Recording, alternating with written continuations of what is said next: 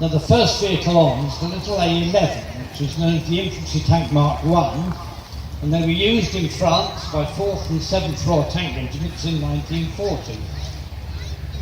They were quite heavily armoured in their day, with about 60 millimetres of frontal armour, but when it came to fighting back, they only had a small Vickers 303 machine gun in the turret, which is about good enough to scratch the paint off a German tank, but no more. They had a very reliable engine, a Ford V8, and a Vickers gearbox attached to it. Very exposed tracks, but they seem to have survived pretty well.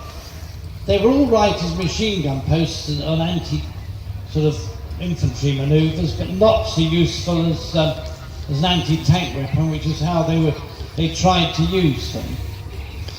The only radio set was fitted underneath the turret in the hull, and it meant that the tank commander in the turret had to sit down on his bottom on the base of the tank and lean backwards to work the radio, which wasn't really the most efficient way to do things.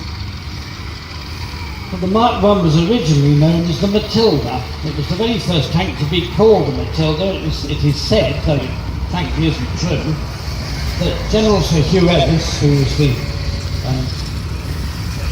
Master General of the Ordnance at the time, saw one of these things going, and it said it reminded him of Matilda the Comic Duck. Since I've never heard of Matilda the Comic Duck, and neither has anybody else, and I also know for a fact that it was a code name adopted by Vickers Armstrong. I don't set a lot of store by that story, but you'll hear it repeated over and over again. They only had two men in the crew, the driver and the person in the turret, who could be probably an NCO or possibly a young officer. But they were reliable, which is the most you could ask for with any tank really, but not really very effective, and we lost the whole lot of them. All those that we'd taken over to France, we had to leave behind. The Germans got them, and I don't think anyone was terribly worried, to be quite honest with you. They were a tank with more reliability than anything else, and we could have done without them. Now the next tank to come on is a Valentine. The Valentines were built by Vickers Armstrong. We've got two of them to show you today, and they were really quite remarkable machines. They were built as infantry tanks, but because they were a bit lighter than the armour on most infantry tanks, and a bit faster, they tended to be used as cruiser tanks. The leading Valentine was a slightly upgunned version with a 6-pounder gun in place of the old 2-pounder, which they all had to begin with. And the second tank even more so.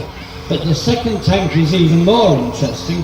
It was actually restored by John Pearson, who normally drives it, and literally made up from scrap. But he's made it into a really marvellous replica of a Valentine DD tank.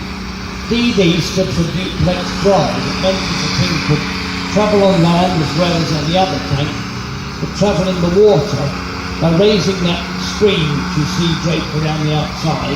That would be pushed upwards and locked into place and make it amphibious, and then there'd be a propeller at the back to drive it through the water. And both tanks, including the leading Valentine, are powered by the General Motors diesel engine, single General Motors diesel, which was pretty well, all the later marks of Valentine had that. And they were fitted with what was known as Sir John Carden's bright idea suspension, which was a very good and very flexible suspension system until it was replaced by the Christie system later on. The other vehicle following the two Valentines is actually the Daimler Dingo Scout Car, which, as I said earlier, is the predecessor of the Ferret Scout Car we saw in the first section. It's a two-man vehicle powered by a Daimler 6-cylinder engine in the back, and with a 5-speed pre-selected gearbox. And really, if you'd have wanted a vehicle for reconnaissance, you couldn't have come up with anything better than the Daimler Dingo.